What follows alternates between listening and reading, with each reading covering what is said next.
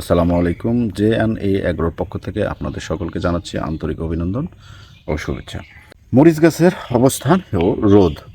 মরিচ গাছ ভালোভাবে ফুল ও ফল দিতে প্রতিদিন 6 থেকে 8 ঘন্টা সরাসরি রোদ পেতে পারে এমন জায়গায় আপনাকে মরিচ গাছটি রোপণ করতে হবে।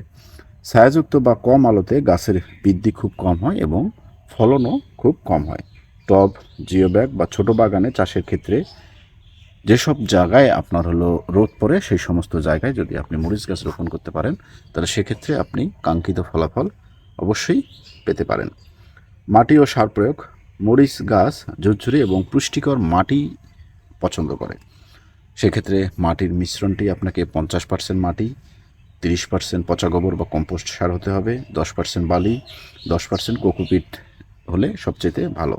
সার প্রয়োগ প্রতি 20 থেকে 25 দিন পর জৈব সার বা তরল যে সমস্ত সার আছে সেগুলো আপনি